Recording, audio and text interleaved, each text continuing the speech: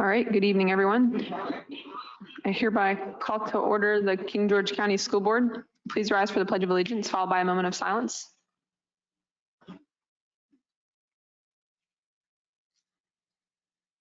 Pledge allegiance to the flag of the United States of America and to the republic for which it stands, one nation, under God, indivisible, with liberty and justice for all.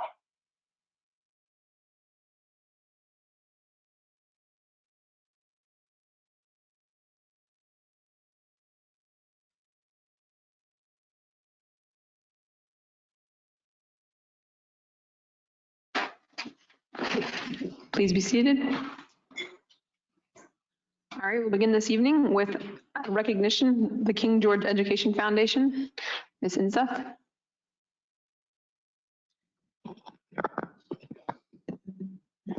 Thank you. Good evening, everyone. So what a great weekend for graduation. It was just beautiful. I was watching from home crying, as I always do. It was always one of my favorite parts of being on the board. And the song came to my head, the Timbuk 3, My Future's So Bright I Have to Wear Shades. And I thought it was perfect for that because it was a beautiful sunny day, and the potential of all the students and the excitement. And I feel like we all have a part in that. The school board, the community, the parents, the teachers, of course, including the Education Foundation. So that's why I'm here tonight, is to recognize, we're only a handful of people who run the organization, but without the help of the community, we couldn't exist and help our school system. So tonight, thank you for the opportunity for us to come here and let us recognize our outstanding donors, again, talk about our innovation grants and our new STEM program. So normally each May we have our Evening of Excellence program. So we've had it every year from 2015 to 2019, but we, of course, of COVID, we couldn't have it last year, and we were kind of leery of having it this year. So we thought it'd be a great opportunity to still tell the community all the great things that are happening and to thank everyone. We didn't invite them here tonight just because of capacity issues, but hopefully they're watching, and we've thanked them throughout the year through, individualized thank you notes for all that they've done. So I'd like to introduce our board of directors. You know many of them. So first is Mr. Mark Bradshaw. He is our Vice President. He just joined the board and he's already up there. So we know, I don't know if he knows what he's in for, but he's already doing a great job. He's already redesigned our website. If you have a chance, go check it out. It looks great. And then he's also our STEM program manager. I'll talk about that in a few more minutes, all the great things he's doing with that program. So thank you, Mark, for all that you've done so far, and we look forward to working with you. Next is Chris Buck. She's our treasurer. She's also our social media guru. I'll have to give her credit. A lot of the pictures that are actually all the pictures in the presentation tonight are from Chris, from the Facebook page, and she's also our Fox Smart Center manager. And she was there working throughout COVID, still helping, getting supplies out to students and teachers in need. So thank you, Chris, for all that you've done and continue to do. Our Katie Poole is our treasurer, our secretary. She's been our secretary for a number of years, and she's also our innovation grant program manager.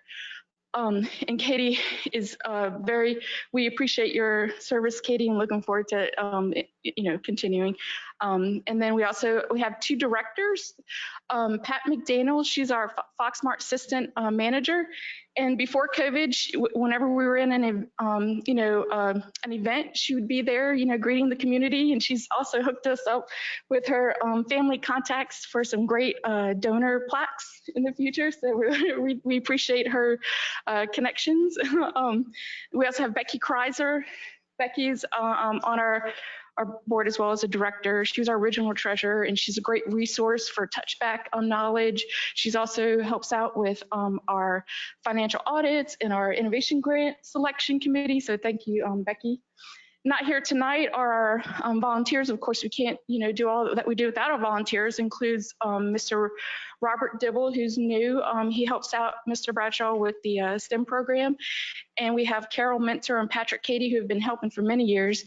And there's pictures here that I've included. Not only are they helping out with FoxSmart, they're also helping out next door, right? In the room next door where Mary Fisher has her supplies for the snack bags for students. So they'll go over there and help her as well. And then also Patrick will use his skills to help, spruce up the area so that it's inviting and people are welcome in front of our Foxmart building there. So we appreciate all that he does for us for that. So I don't know, is somebody advancing? Okay, all right. So of course, all the things that we're able to do and provide, we can't do without the help from our donations. And we have our outstanding donations from organizations. So they're listed there and the amounts that they've given. And this is through our fiscal year, starts July 1 through the end of June. So it's July 2020 through the end of this year. So these are the organizations. And like I said, Chris has taken pictures and I'm including a couple of them there. Anything, from CNF Mortgage, Alorica actually is in King George, right there in Fredericksburg. So, even organizations outside of King George are donating. The Moms Club, Benevity Fund, that's actually a platform that the, Atlantic Union Bank uses for their employees to donate to nonprofits, and they actually select King George Education Foundation as one to donate to.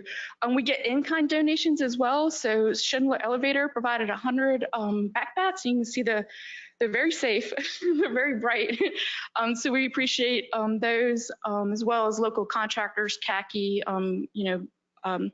churches, the American Legion, and then we also got over 700 masks. There's a picture there of the mask donations early on in the year from Life Point of King George, as well as the Heart from the Home Stitchers. I believe they made them, right? They made a lot of the masks. So, okay. So we appreciate our donors from the organizations. So then we have our donations from individuals.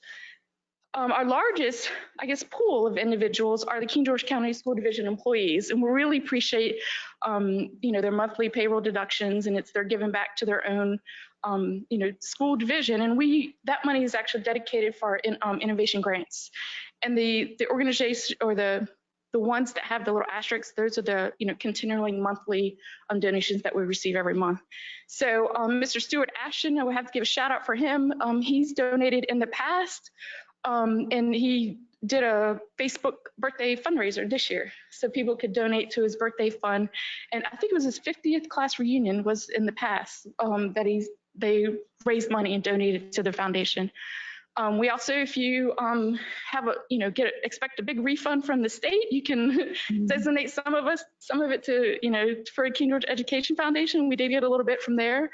Mr. and Mrs. Bradshaw, which is Mark Bradshaw, he and his wife donated $470 that will be used for 2 camp invention scholarships this summer, as well as Mr. and Mrs. Dibble donated money to send 2 children, usually economically disadvantaged or a minority. There's a selection criteria for that. So 4 students from these 2 families will be able to go to camp, which is great. My children have gone in the past, and it's a great experience. It's a week-long at King George Elementary School, and they learn a lot of hands-on STEM activities. Amazon Smile, so I mentioned that last time. If you do a lot of Amazon purchases, you can do it through Amazon Smile and select King George Education Foundation, and we get a percentage of that. As well as in-kind donation of school supplies. So there's some pictures there of different individuals, including Annie Kupka, who was our former president, continues to donate school supplies. So we thank everyone for their donations. We couldn't do what we do without that. So if you're out there watching, thanks again. So next slide. Okay, so our innovation grants, I did mention those earlier in the year. We did get some feedback. We have a couple pictures there of the supplies that that they were able to buy with them and how the students are using the materials. And the good thing is that these items or these items that were used or that purchased with the grant money will be available for years to come, next year and the year after, because they're not disposable items. So that's an update. They're expected to submit end of year report, I think in like another month, to give us more details on that. But that's the innovation grants, and we were able to fund 4 of them for about total for about $2,000. So next slide. So our Foxmart program. So I'll say Chris and her volunteers were able to put together over 200 virtual school supplies. And these school supplies were handed out during the drive-by pickups at the schools for their, I think for their, computers and things like that. That included like, pencils, pens, headphones, basic school supplies. And then throughout the year, they received orders. So they would fill those and deliver them to the schools. So Chris and Pat and, her team, they would actually deliver them to the schools. We partnered with YMCA and donated over 70 backpacks for their school's Bright Beginnings school program, as well as we helped donate and distribute clothing that we had received, but we don't really, that's not our mission. We're more school supplies, but we have received donations of clothes and coats and things like that, and we donated them to Oakland Baptist Church mobile food pantry that goes out to the trailer parks, the hotels, things where they do the food distribution. We took those things as well, and they were so appreciative because it was right around November when it's starting to get cold to get these supplies. And then also we donated some virtual school bags to Love Thy Neighbor, and then Chris and her team put together welcome bags for normally it's the back to school or the new employee luncheon that they actually go to, but they just created these bags there. They're cute little bags that have basic supplies that they would need, they could use in their classroom for their students. So that's what we were able to accomplish this year for the FlexMart program. So our STEM initiative. So I want to point out this cool STEM graphic that Mark created. He's a man of many skills. So he created this graphic, and he went so far as to contact Bert at NASA to get permission to use some of the images. So I know he's very thorough in whatever he does. So we appreciate that, and we got permission. I think one we had to remove from an astronaut because we didn't know who he was. But so far, I mean, he's only been stood up the STEM initiative program with FoxSmart, with the foundation a couple months, and he's already worked with the school to develop, all the schools to develop a wish list of STEM equipment, and so far it totals $185,000. So it's a big list, but he is working to get the community to make donations to purchase those items that they could use in the classroom, as well as I already mentioned the 4 Camp Invention scholarships, and then he's also looking to leverage professional societies to enhance them across the school division. I think he's already reached out to some professional engineering associations for that. And so if anybody has any questions about STEM, the STEM program, or want to get involved or donate, you can certainly contact. We have its own email address, and his number's there to contact as well. So is that the last one? Okay, and then there's our grade. Also, Mark he updated our logo. So I don't know if you notice he has each circle represents a stakeholder in the community. And when you put them together in a Venn diagram, they overlap, and it actually is the shape of the King George crest. So I thought it was perfect. So he just updated by including the words students, community school. There's our website. I encourage you all to check that out. To answer Mr. Collins' question the last time I was here, you can make donations through the website. We have PayPal, credit card, and of course through Amazon Smile. That's a function that we have on our website. If you have any questions, you can email us. And then of course, like I mentioned in the beginning, our purpose is to help education, whereas education is for improving the lives of others and for leaving our community and world better than we found it. So thank you so much for your time. And I'm excited to be a part of the organization that is helping King George County Schools. So thank you. All right, thank you, Ms. Smith. Thanks everyone here. All right, so this time we will move on to our public and employee comment. Mr. Good, we don't have any. Mr. Vance, do we have any public comment online? One, all right. So please state your name and address, and in order to afford everyone an opportunity to speak, we ask that you limit your comment to 3 minutes.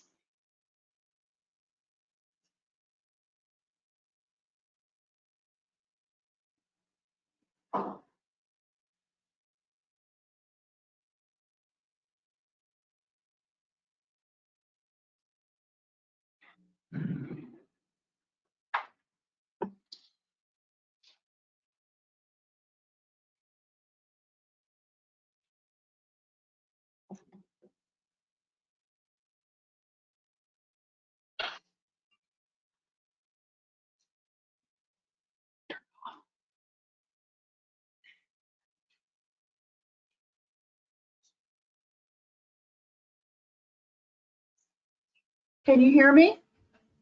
Yes, we can hear you. I'm sorry, I'm not very tech savvy, and I was trying, my computer sometimes glitches, so I was trying to do this on my phone. And okay, so good evening. Members of the school board, Madam Chairwoman, and Dr. Benton. My name is Jackie Kunzman. I live in King George County, and I have the delightful position of school nurse at our county preschool. I also serve in the capacity of the school nurse team leader these past couple years. Thank you for allowing me to say a few words this evening. I come here this evening to honor and recognize a few of this school year's heroes.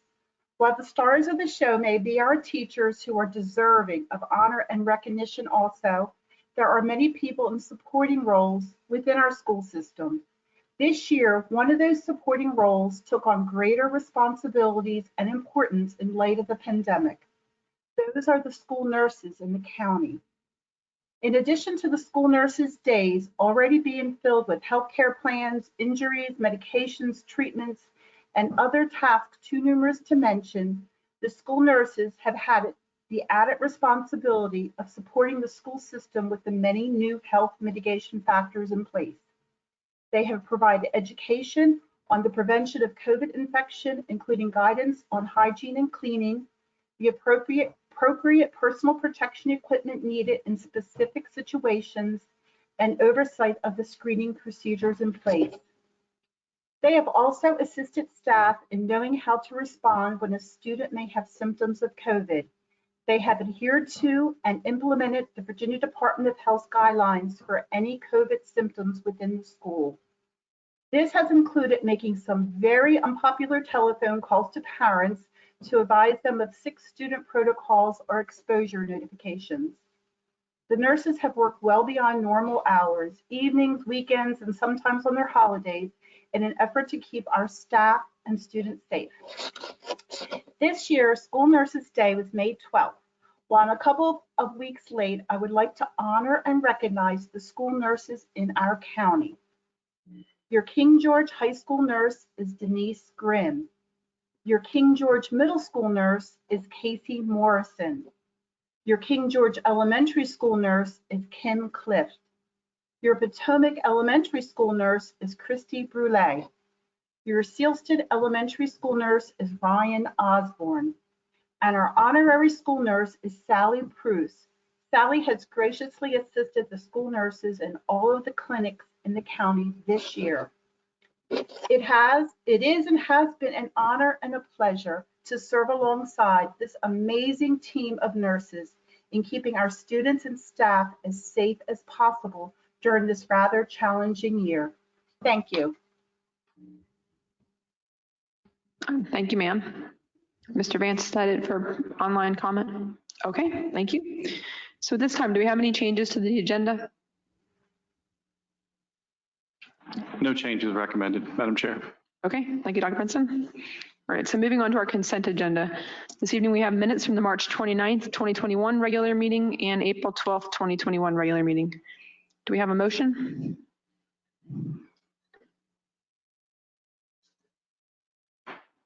I move that we accept the consent agenda as presented. Any discussion? All in favor? Aye. Aye. Chair votes aye. Motion carries.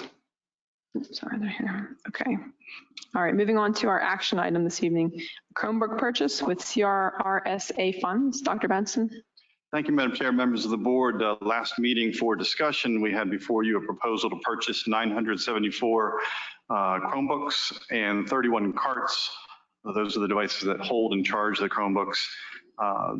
We request your continued consideration and approval this evening so that we can move forward with this purchase in hopes that we might have these machines in time for next school year. Happy to answer any questions you may have. Do we have a motion?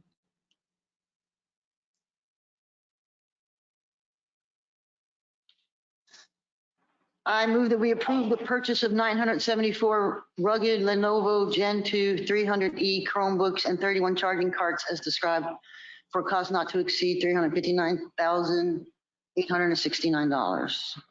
Second. Any discussion? Okay. Dr. Benson, I just have one question based on the info in our packet. So the price quote from Atronica, I guess, was for 840 Chromebooks and 26 carts for a reduced amount. So is the amount of 359K, is that extrapolated or do we have an updated quote? That's simply that number of machines multiplied by the per unit cost. Okay. All right, all in favor? Aye. Aye. Chair votes aye, motion carries. And our first discussion item this evening is the 2021-2022 Title I Grant, Part A, Improving Basic Programs. Dr. Benson. Thank you, Madam Chair. Members of the board, discussion items A, B, and C all deal with federal funding that we receive annually, as does every school division in Virginia on behalf of Titles 1, 2, and 3, respectively, of the Every Student Succeeds Act, or the Elementary and Secondary Education Act as amended by the Every Student Succeeds Act. In your packet is what we provide annually, and that is just a proposed plan for the expenditure of these dollars and the assurances that we will expend these dollars in a manner consistent with regulations from the federal government. So we appreciate your consideration of this. Again, it's on for discussion. And I know Ms. Hill is here if you have any questions about them. I've pulled together, again, items A, B, and C. They're all the very same source in terms of the federal grants, just under different titles of that grant, and they each have their own respective plans. So I appreciate Ms. Hill helping put those together. I'm sorry, Ms. Higgins putting those together. And she is here this evening if you have any questions. Does the board have any questions? No. All right. Well, thank you, Ms. Higgins, for being here. All right. So next we have the 2021-2022 Title II Grant, Part A, Supporting Effective Instruction. Very same thing. All three, A, B, and C discussion items are plans. Ms.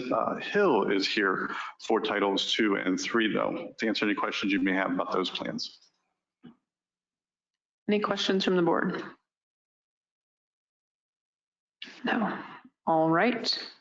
So that was Titles 2 and 3 then, I suppose. So if there are no further questions or no questions, we can move on to our policy manual updates for the evening. Madam Chair, Certainly. is there a due date that we need to be aware of for these titles that we need, do we need to move it to action at this point or, okay. That's fine, then it's okay to keep it on. I'm reading nods, and no, I think we have these before you in time for a vote next time. Due July 1, so we have time. Thank you. Just wanted to check. All right, thank you, Ms. Hawk. All right, so our first policy manual update this evening is policy GB, equal employment opportunity non-discrimination. Any comments or questions? All right, policy GBMA, support staff grievances. Policy GCG, professional staff probationary term and continuing contract. Policy GCL, professional staff development. All right, policy JB, equal educational opportunities, non-discrimination. Policy JFCAE, student removal form. Policy JHCF, student wellness. So Dr. Benson, I have a question about this one. So it looks like a number of things are struck out, not necessarily replaced. I was just wondering if we had info on the rationale for that, like some of them seemed like, I guess, positive things that have been struck.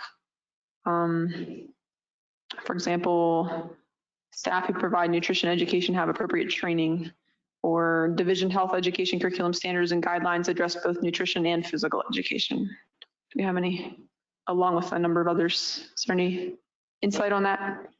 Sorry, no specific reference from VSBA as to why that language was struck.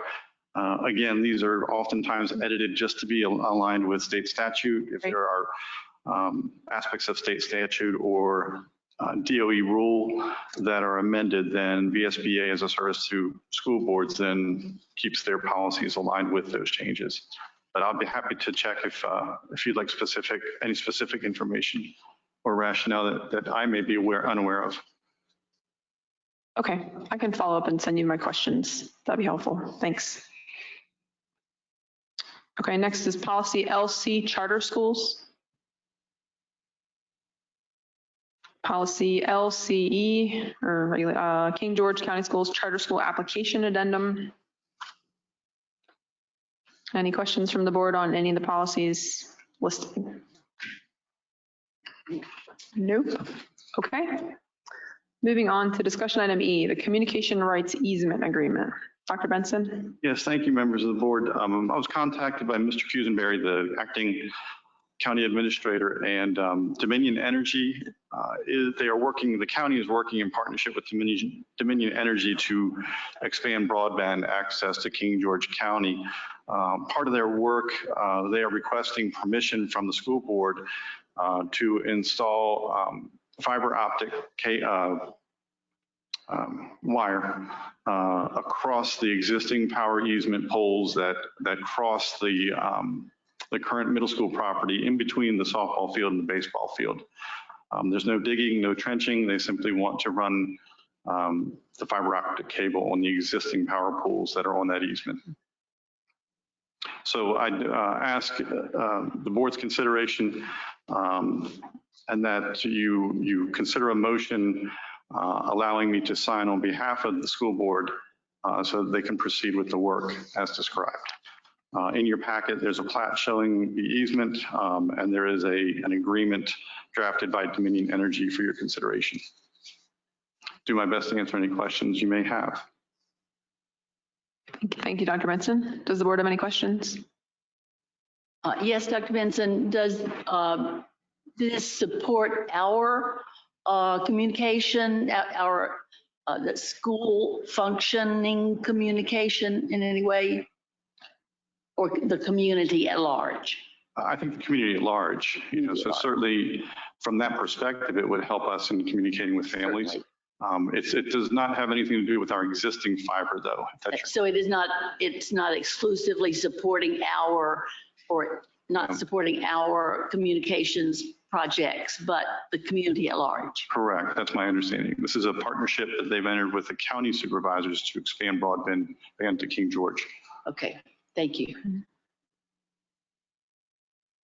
Any additional questions? A discussion. Discussion. So this is an agreement drawn up by Dominion Energy.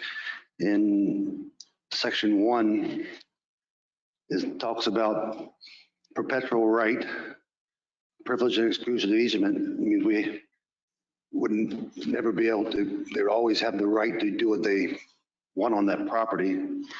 Section 1.1, they can put attachments and wires as they see fit. And in that same one, right to increase or decrease the number of wires. Section 1.2, right to transmit third-party data. So this easement would give them the right to add to those poles for profit. 1.3, additional poles, guy wires, and anchors. The section 2, additional pole lines upon lands of the grantor. And then on section 7, conveys the rights and privileges of the grantee. So we're conveying all the rights to this property for their exclusive right.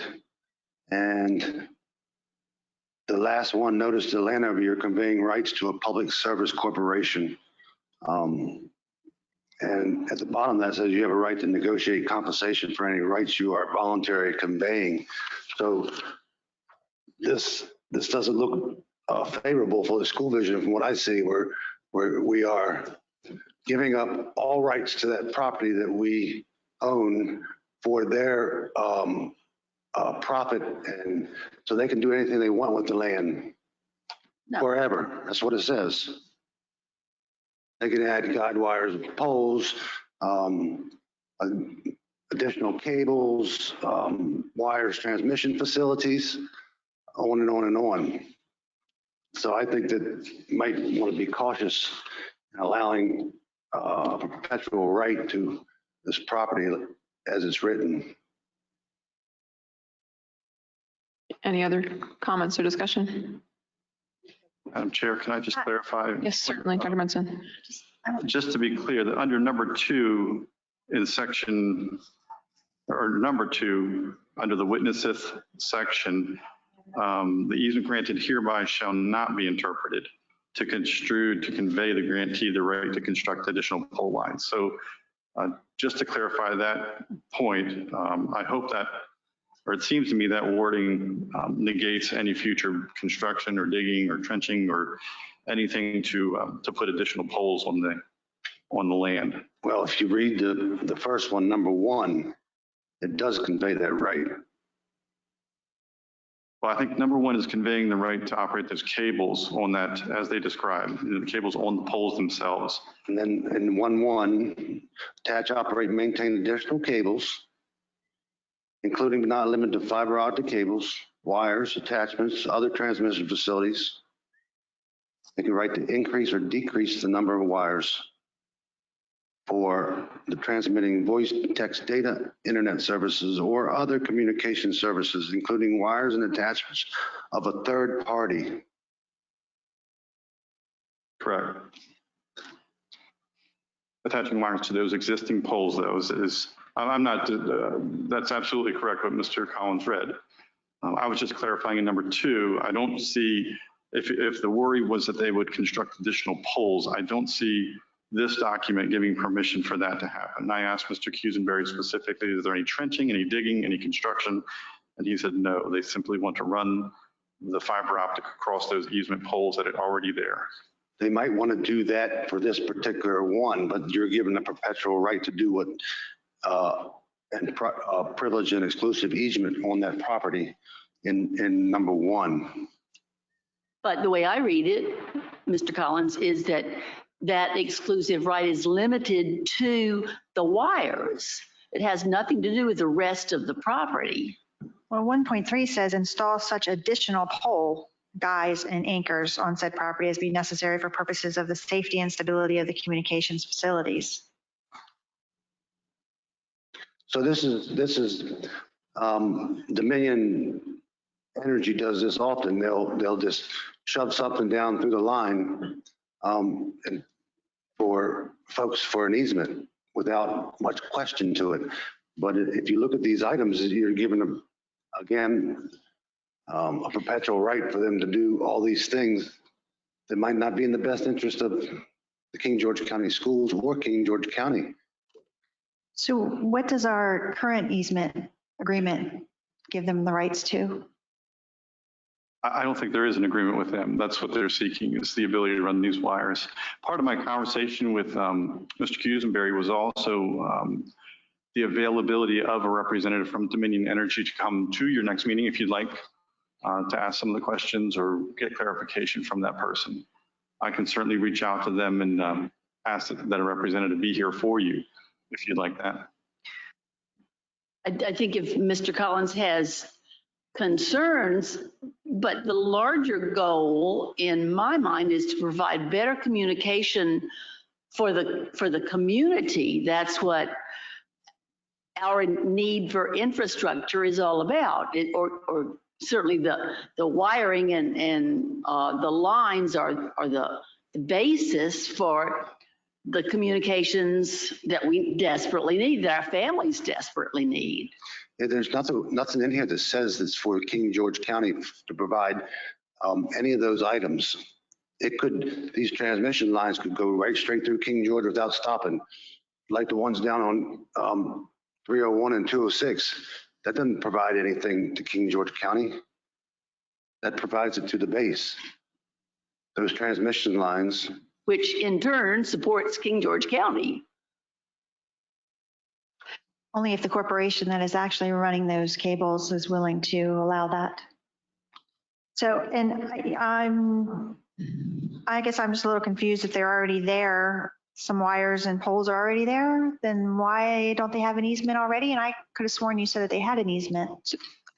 There are power poles with power lines, and they want to use the very same poles so as not to add any poles, use those same poles to attach the fiber optic. So it's obviously it's Dominion Energy's power line, and they have the easement for the power line system that's already there. They simply want additional permission to not only have power lines on those poles, but to also run fiber optic cable on those same existing poles. The issue is that those new lines will run over the school board property there at that middle school. And so they're asking for your permission to attach their fiber optic to those existing power poles. So they don't have a blanket utility easement So, in that area. so per this agreement, the supplementary communications rights easement agreement, the very first statement, the recitals at the top, in the letter A, grantee has an existing easement, the electric easement on the lands of the grantor located in King George County, which would be the easement that provides the ability for Dominion to run power lines through the property, correct? So they want to add this supplementary communications rights easement to expand fiber. So it also states and other internal communication purposes directly related to or incidental to the generation, distribution, and transmission of electricity. So this is something in lieu of that, but that's where I'm a little confused. but So it also talks about install additional poles, guy wires, anchors. I mean, there's no way around what that says. Has this been run by any legal authority in King George? Mr. Britton has seen it, but I can ask Mr. Cusenberry to have it reviewed by Mr. Britton if not already done so. And again, I can invite, through Mr. Cusenberry, I can invite the representative from Dominion Energy to your next meeting. Well, I'm sure that Dominion Energy representative would say that everything is beneficial to King George, but that's not their responsibility. It's to their shareholders. So if I may, perhaps, I don't think we're going to get answers here this evening since we're not all that familiar individually with the specifics. So would it be possible to have both Dominion and Mr. Cusenberry perhaps at our next meeting to discuss the situation as applies to all stakeholders, and then we could revisit this conversation? I'll give him a call tomorrow. Okay, thank you. Is there a time by which they wanted to have a verdict on this easement? I'm not aware of a time of a deadline, so to speak.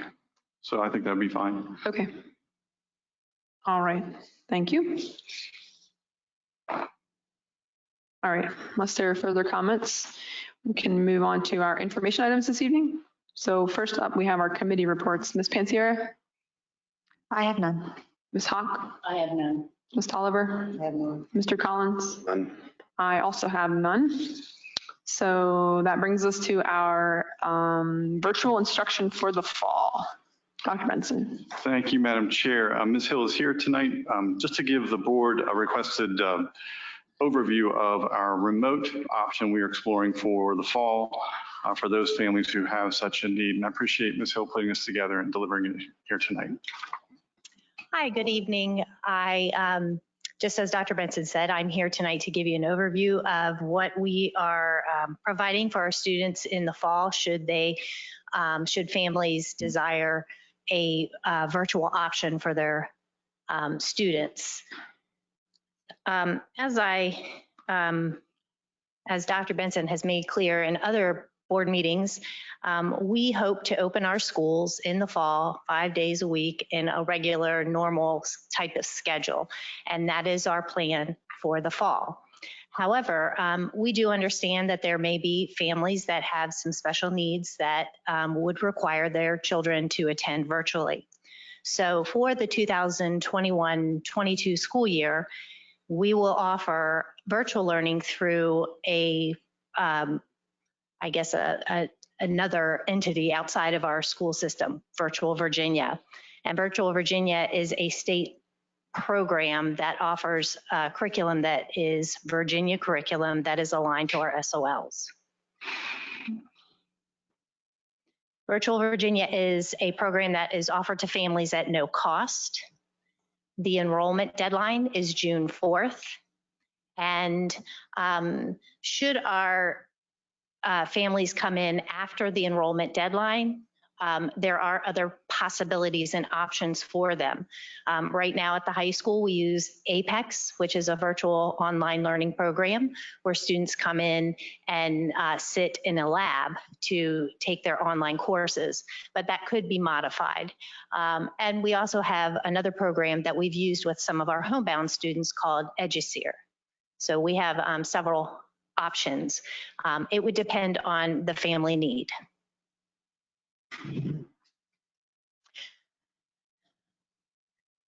As far as current requests, we did send out a form to our community that was a planning form. So we asked our families, what were they thinking about for their students in the fall, knowing that our intent is to open up with a regular school year. So in the planning form for King George Elementary, we had about 17 families that were still interested in a virtual learning situation. At Potomac, there were 15 families. Sealston, there were 5. At King George Middle School, there were 22, and at King George High School, there were 37 families with students that were hoping to look at virtual learning for their student in the fall. Now, since that time, the governor has changed some of his policies and based on the recommendations of the CDC. And so not all of these families are still interested in a virtual situation. Our counselors have reached out to these families, and at all of the schools, they are working on reaching out to these families and answering questions from any other family that may call in with the interest. I can give you some updates. I have to be announced here, but I was when I was creating this presentation, I didn't have enough data to put it into the presentation. At King George Elementary, there are approximately 5 students right now that are interested in virtual. At Potomac Elementary, there are 4 with about 10 families that are still undecided. And Mrs. Mitchell has contacted all of the families from the planning form. I don't have the information right now for Sealston. I wasn't able to get that from anyone at Sealston, but I can certainly have Dr. Benson send that out to you with an update. At King George Middle School, there are 10 students that are interested in virtual. 12 no longer want to participate in virtual, and Mrs. Daughtridge has contacted all of the families from the form. And at King George High School, Mrs. Binion has also contacted all of our families that were in the form or indicated in the form that they wanted virtual. 5 of those families have registered. 9 of them no longer want a virtual provided education, and 21 of those families are still sort of in an undecided mode, but they were all contacted. So if a family does register for virtual, we do have a little bit of flexibility. If they, within about 2 weeks, if they choose not to stay virtual. But then once we do register them, we are asking that the families commit to a virtual situation for the entire semester. Our students that do enroll in Virtual Virginia will be in classrooms with students from all across the state, and they won't have King George County school teachers. So it really is a separate school. However, their grades will still count in our enrollment, and their ADM still counts for our enrollment. So there's some things to consider for parents. It's very important that families are involved in their children's education from afar should their children choose virtual. It's important, especially for our younger learners, that there is someone there to help them to get logged in, to make sure that they're staying on task. And honestly, that's probably a good idea with our teenagers as well. I'm not sure how many of our teenagers are super motivated to get up to get online, although we just spent a year of it, so they know how to do it. Any student not working every day will be returned to face-to-face learning or to other options. So Virtual Virginia will dismiss a child from their program if a child is not attending. Of course, they wouldn't do that without any collaboration with the county or with the school division. Students need to turn in their work on the deadlines that are given to them by their teachers. And Virtual Virginia is not easier. It is just a different platform to deliver education. The virtual calendar is similar to King George, but it is different. The semester ends at the same time, but it does start at a different time. And so families need to be aware of that. And if a child has an IEP, Virtual Virginia will honor the IEP to the extent that they can. It then is the school's responsibility to support the child in through the IEP. And we are not offering supplemental services virtually in the fall. So if a child is in the governor's school, or they are a gifted student, or they want to participate in band or things like that, anything that is done during the school day, we are not offering those supplemental activities or services during the day to a child. So they would just be offered the instruction, the core instruction. A student enrolled in Virtual Virginia, however, can participate in after-school activities. So if something is after school, they can participate, but the family would need to make the arrangements to make sure that they get there and get home. So this is a sample of the calendar, and I just put this in here in case a family wanted to look at this in the board packet. But you can see that the start dates are similar, but not exactly the same. And this is just the fall semester.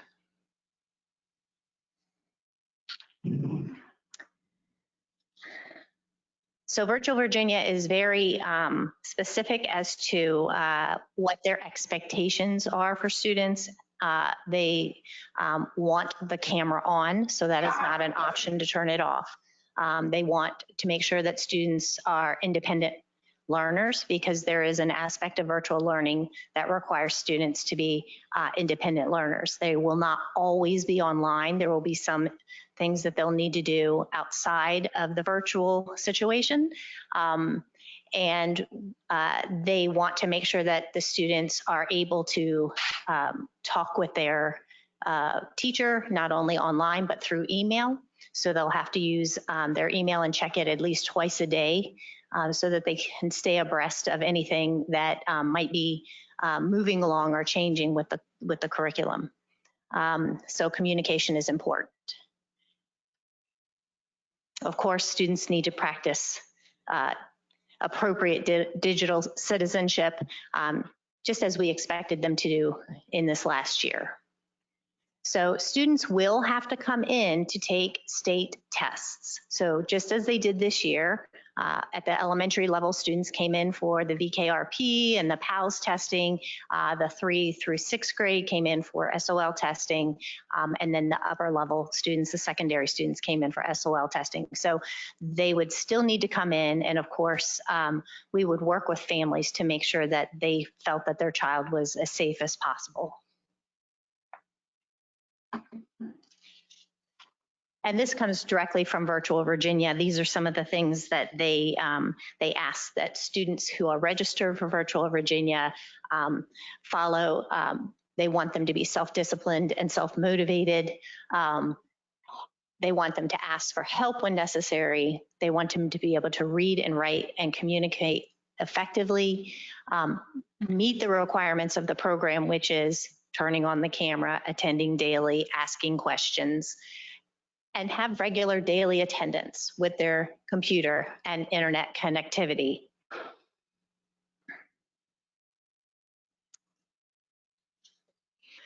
As I said before, IEPs will be followed to the extent that they can be. So there are situations where possibly a student with special needs, Virtual Virginia is not the best fit for that child. And in that case, the IEP team or the special educators would need to talk with the family to try to figure out what else could we do to support that child's education. Ultimately, we want our students back in school. That is the best situation for most students.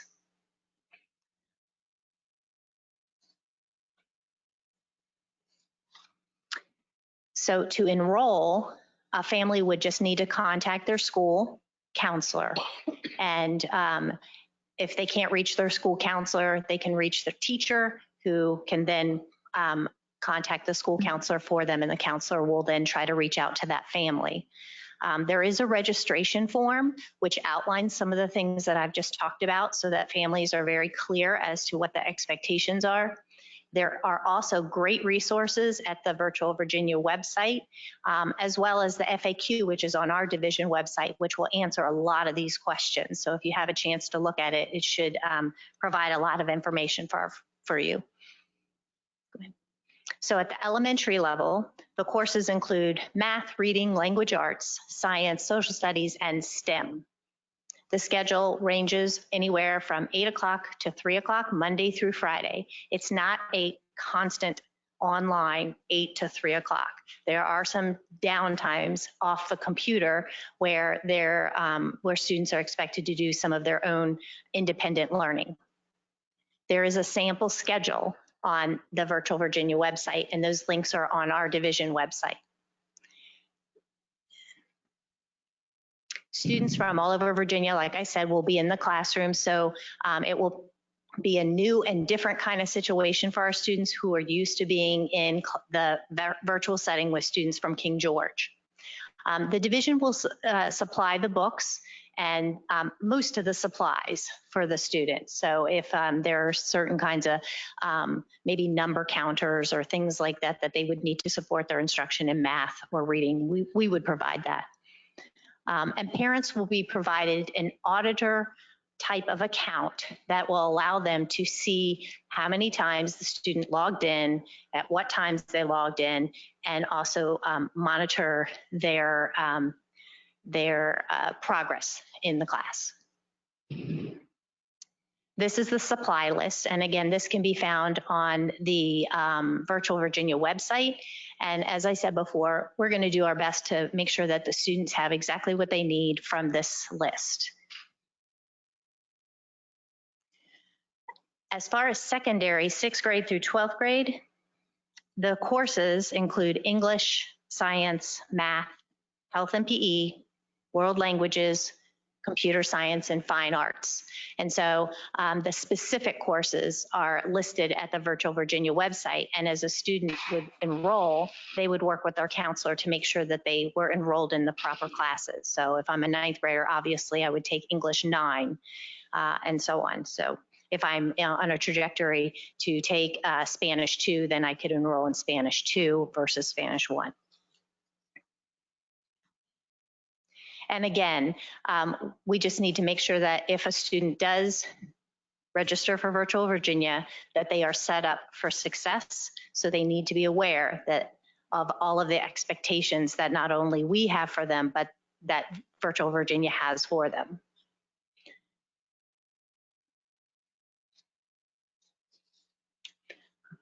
I think that's it, isn't it?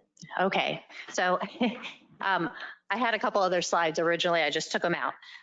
If you have any questions, I'm happy to answer them to the extent that I can. And if there is something that I can't answer, I will certainly get you the answer. Thank you, Ms. Hill. So what would be the reasons that you would enroll in Virtual Virginia? Well, if a family calls and they have maybe a medically fragile student, a student that is not vaccinated or cannot be vaccinated and whose family members are also possibly medically fragile, there might be situations like that. So if someone's medically fragile, or that reasoning, why would they be allowed to go to after-school activities such as sports and so forth? I think those are examples of responses we received on the family survey we sent out most recently. That's not exclusive. There were a variety of reasons that people offered freely as far as the rationale for their choice. But we did follow up, as Ms. Hill said, we've had counselors follow up with them to try to make clear what the format will look like and that type of thing. But there were no set criteria to qualify for remote option, if that's what you're asking. I don't know if that's what you're asking, but we've not limited the choice. We've simply received the choice and then we reviewed with each family. I guess my question was, if you can't come to school in person, then why would the child or student be allowed to come to school for extracurricular activities such as sports and so forth? Yeah, I mean, we're getting into kind of hypothetical scenarios. I could see a child who, may have a situation that's not of his or her own, but could be a secondary situation with a family member, yet it would be, the family can take proper safeguards to ensure safety at home, but still allow the child to participate, perhaps. I don't mean to be vague, but I guess I'm kind of thinking of hypothetical scenarios along with your question.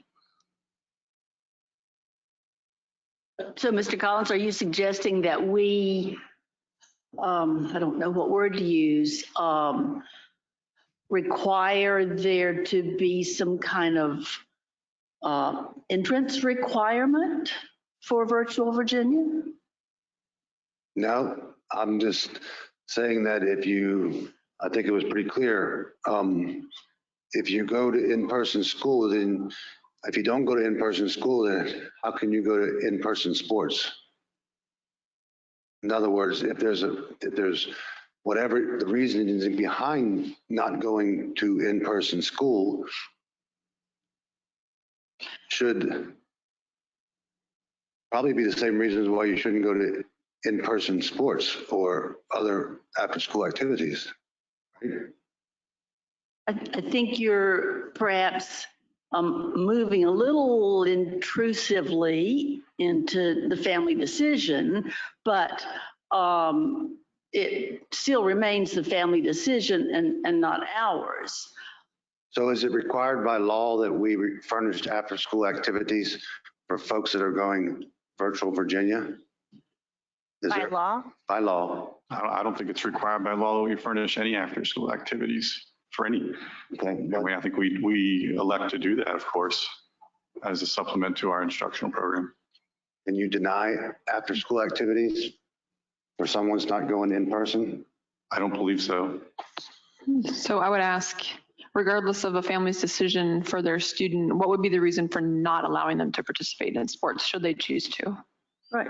Well, so outside of academic eligibility, I should say. I mean, that would be the one disqualifying if they weren't eligible academically. What is the Virtual Virginia status in regard to VHSL?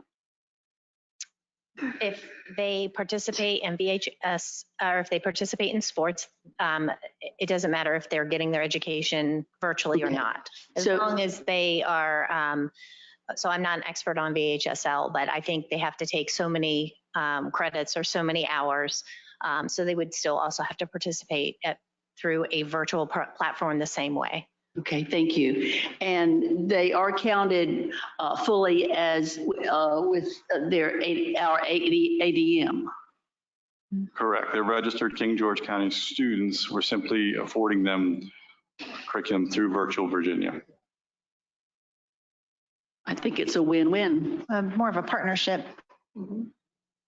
So is the June 4th deadline, is that something from Virtual Virginia or is that something that from us? Well, it is our county deadline. The Virtual Virginia deadline is a couple weeks later. But most of our counselors at the elementary level are only 10-month employees. And so we're really trying to get families to make this commitment so that we can get them registered. The other possible issue is that there is limited spacing, especially in the secondary courses. We have offered Virtual Virginia in other years. We've had students enrolled in Virtual Virginia in the past. And there is a seat capacity for some of the courses. So we just want to make sure that everybody that wants to be virtual has that opportunity, and we want to get them registered. It also helps us for planning our classroom sizes in the fall. So in the past, when you've offered Virtual Virginia, it's been for courses that we don't teach here. Is that correct? With Virtual Virginia, it is typically a course that we don't teach, but it could also be a course that doesn't fit into a child's schedule. So if they already are taking a full load, but they really wanted to take that Chinese 1 class, they could, and add a 5th class to their schedule. We have situations like that sometimes where they want to take a world language that we don't offer. Or sometimes if they're coming from another division and they missed some of our curriculum, they can take the course through Virtual Virginia. So there's a myriad of different reasons.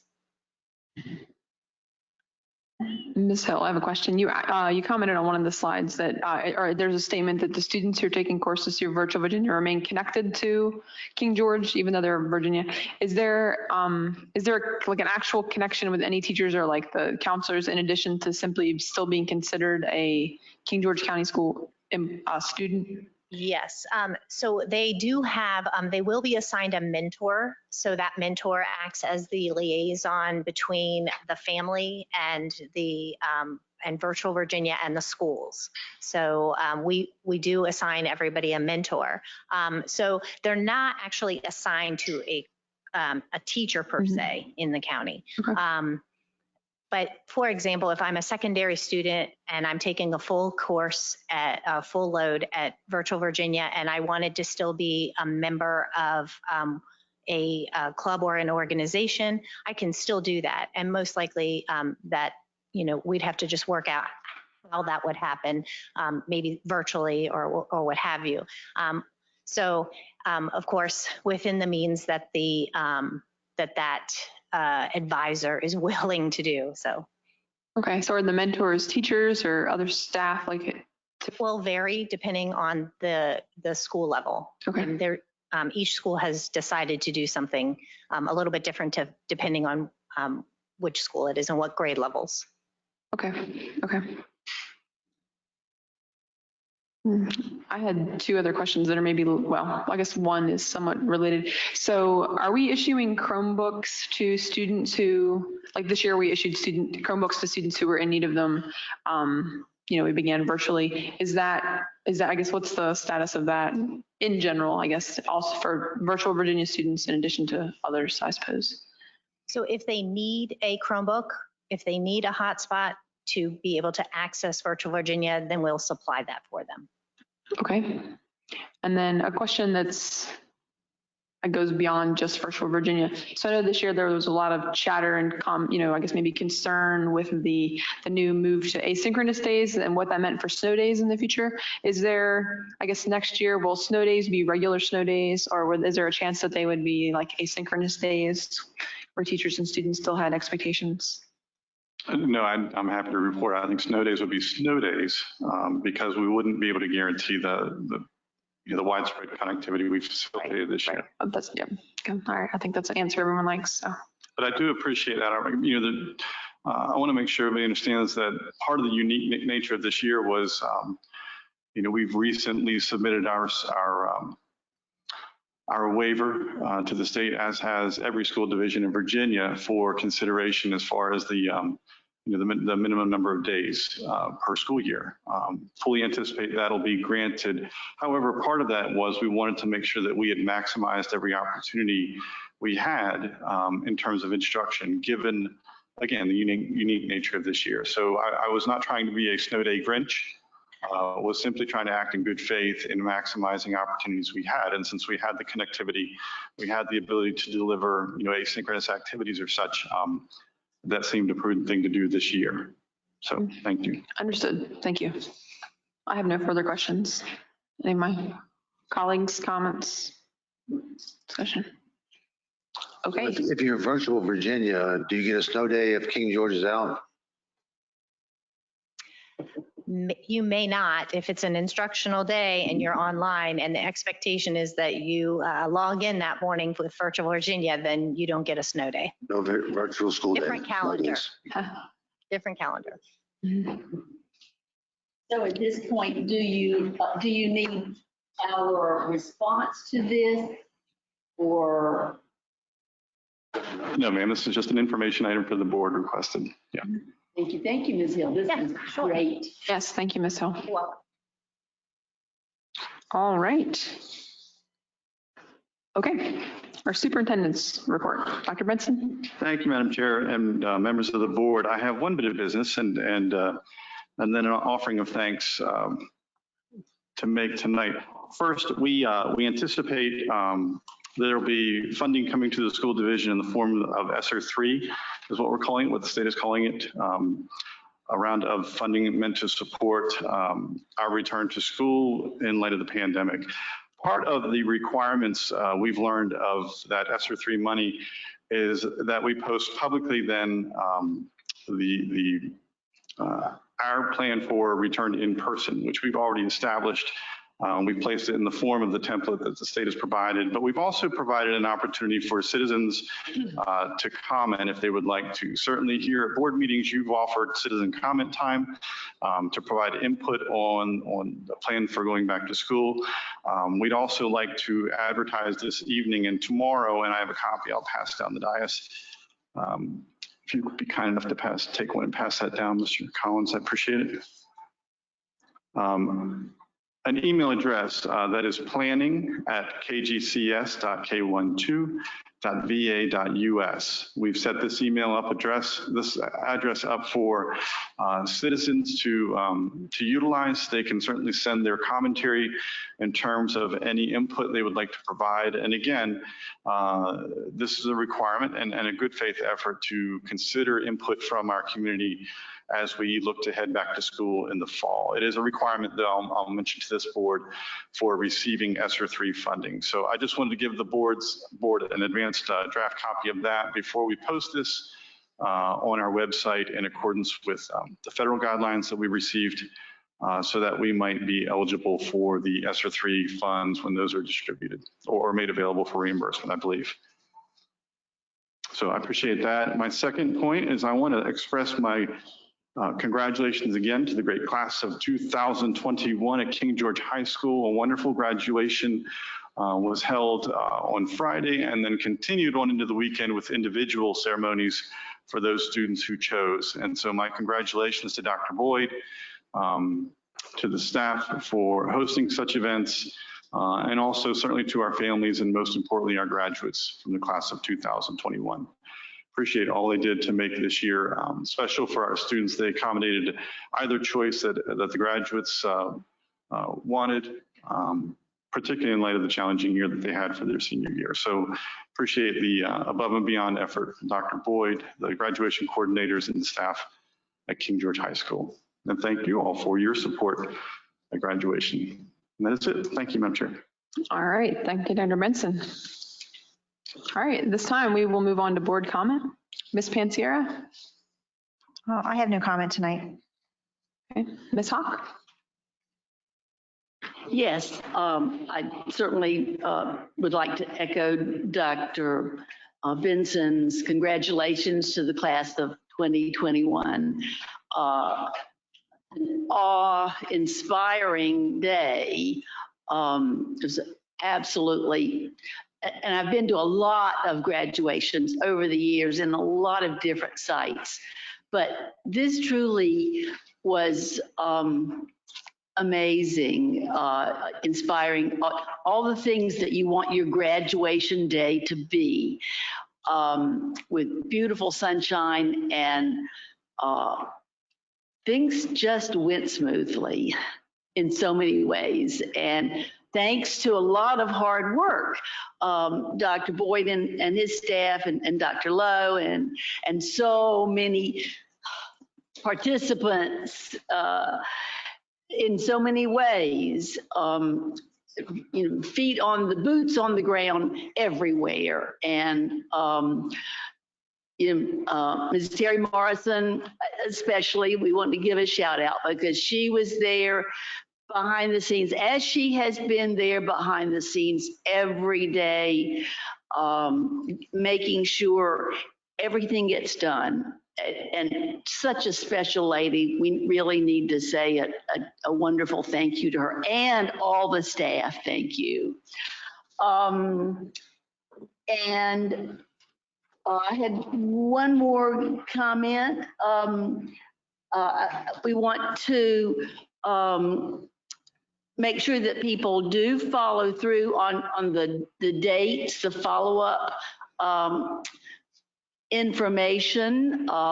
If you're getting a request from the schools to turn in your Chromebooks, I know you're getting a lot of calls about this, and Mr. Hopper's popularity has either soared or diminished. I don't know which, but please try to return those in a timely manner, because the folks are working very hard to get those all back and renewed and fixed up and ready to go for whatever purpose next time. And a thank you to all our amazing educators who went beyond any kind of call of duty. And we really do thank you. That's it. All right, thank you, Ms. Hawk. Ms. Tolliver? I'd like to echo the comments about graduation. It was extremely well executed, went off without a hitch. I think we had 100 graduates, and it was a beautiful day, and it was just very, very well done. So it was fun. I just want to thank Tammy Inseth and her team for the Education Foundation and the work they're doing, and Ms. Hill for your presentation tonight as well. That's all. Thank you, Ms. Tolliver. Mr. Collins? Thank you. I enjoyed the graduation of 2021, and congratulations to all the graduates. Thank you to Ms. Instead and all the folks with King George Education Foundation who continue year after year to provide grants and other opportunities for our students. Thank you, Ms. I couldn't get her last name. Jackie was a school Huntsman. Thank you to the school nurses for all they do and what they've done in the last year. Thank you. All right, thank you, Mr. Collins. So I would like to extend a thank you to Principal Collins for the tour that she arranged of the new King George Middle School expansion a week and a half ago, I think, Wednesday. It was super awesome to walk through the school. I know, take my kids to the farmers market every Saturday, and we've been watching the demolition and the building and the recreation, and I took them and they were super excited. It'll be years before they get to go to that school, but it was so bright and cheery, and it was really, really exciting. So that was great. So I think that's a great way to kick off the entry of our new 6th graders and 7th graders into the middle school next year. So that's very exciting. I also thoroughly enjoyed my first graduation experience. I know everyone else is a seasoned veteran. My first opportunity to sit through it, it was really awesome. It was really awesome. Like I said, I know my kids are, over a decade from that, but it was just great to see a little bit of normal and kids throwing their hats in the air and parents, family members hollering in the stands. It was really great. It was really great. And finally, I'd like to extend a thank you and a congratulations to all of our staff, families, students, everyone this year for making this year a great success despite its inherent challenges. I know everyone's looking forward to a summer break and has certainly earned it. So hope you all have a safe, enjoyable, and restful summer. And you're really hoping that 2021, 22 looks a bit more like normal. So thank you, everyone. All right, and if that is it, I believe at this time it is time to move into closed session. Do we have a motion? Pursuant to State Code Section 2.2-3711.A.1, for the purpose of discussion, consideration of prospective candidates for employment, assignment, stipends, retirement, and resignations of employees of the school board. I move that we go into closed meeting. All in favor? Aye. Aye. Chair votes aye. We're now in closed session.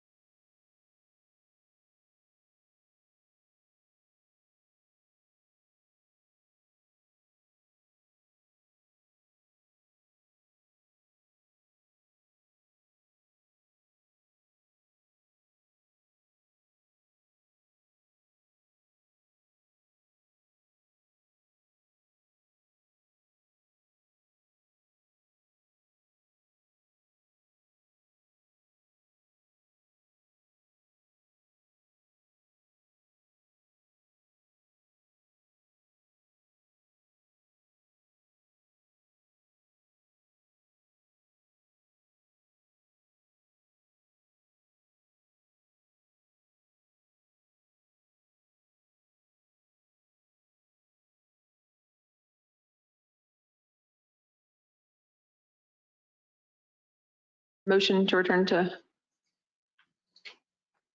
open meeting?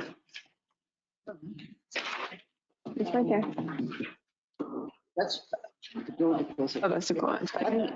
I move that the King George County School Board return to open session and certify that pursuant to State Code 2.2-3712D, only public business matters lawfully exempted from open meeting requirements under this chapter, and only such public business matters as were identified in the motion by which the closed meeting was convened or heard, discussed, or considered in the meeting by the public body. Second and certify. Long. Certify. Certify. Certify. All in favor? Aye. Aye. Chair votes aye. We are now in open session. We have a motion to accept the action resulting from closed meeting. I move that we accept the action of the actions of the closed meeting as defined in the motion by which we entered the closed session. Second. Was that the motion we wanted versus approving personnel Personnel. as presented? That's what I thought you said. Isn't that what I said? Off kind of way. All right. Just added some extra words. A few. All right. All in favor? Aye. Aye. Chair votes aye. Do we have motion carries? So a motion to adjourn. All in favor? Aye. Aye. Chair votes aye. We're now adjourned.